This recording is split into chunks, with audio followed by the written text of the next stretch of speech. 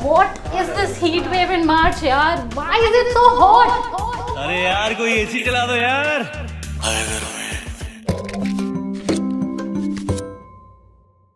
If you've not said these words or heard them, then you probably have seen some of these memes. But why is it so hot? Today on the Climate Change Dictionary, we are talking about heat waves. The month when fans are still on low, plans of cleaning the coolers are still being made, and prickly heat powder and Ruafza Rasna ads are just about beginning to hit your screens. But this year, some parts of the country are already facing heat waves. Basically, a heat wave is a period of unusually hot weather that typically lasts 2 or more days. To be considered a heat wave, the temperatures have to be outside the historical averages for a given area. And when we say outside the historical averages, it does not mean this. It gets serious. It means temperatures so high that they can kill people. And people are dying, and that number is increasing each year. According to a study done over 20 years, more than 5 million people die each year across the world due to extreme temperatures. And half of these are in Asia. And this should concern us because India has recorded 12 of its 15 warmest years so far in the last decade and a half. Deaths caused by heat waves have always been less than those caused by cold waves. But that is now changing. Why?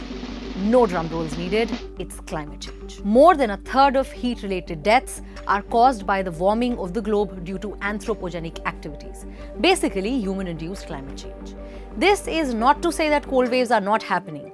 They are getting worse too, and the number of deaths is increasing as well.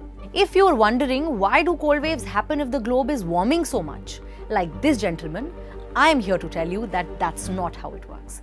Global warming means that both the heat and the cold will get worse. But today let's stick to heat waves. So how are heat waves formed? Hot air is not always a heat wave. A heat wave happens when this hot air gets trapped. To understand this, let's quickly revise our 5th standard science lesson. Why are ACs mostly installed on the top of the room? Because hot air is lighter and it goes up, like in a hot air balloon. And cooler air is heavier, so it settles down. This movement creates a current and circulates the air. Sometimes when the air creates a high pressure system, this hot air fails to rise up from the ground and gets trapped. This trapped air creates a heat wave. And usually when it gets hot, the hot air rises up and it rains and the heat breaks. But when the air can't rise, there is no rain and it gets hot, like really, really hot.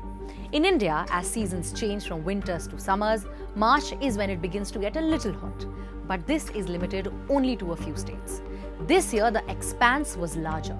Geographically, more landmass heated up, trapping this air and causing a heat wave. And then it didn't rain either because of the reasons I just explained, and this lack of pre-monsoon showers further added to the already high temperatures.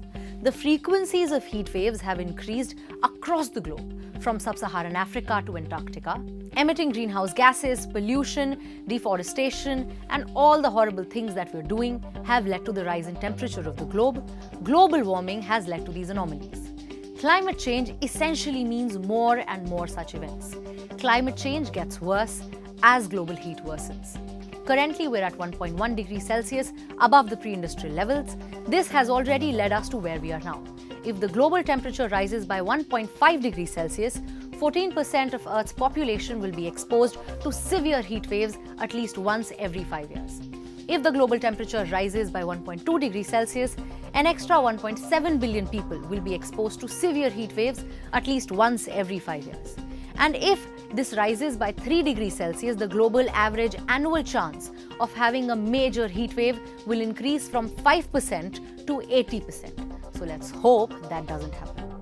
The countries of the globe have been trying for a long time to limit these temperatures. The current goal is to stop it at 1.5 degrees Celsius.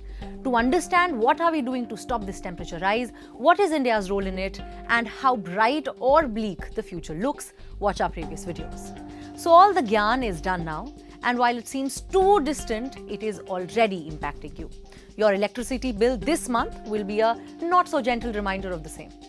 It is impacting your fashion, your vacation, and even your choice of prickly heat powder if you're into that kind of thing. the Climate Change Dictionary is all about breaking down the global politics of climate change, but only fun and none of the jargon.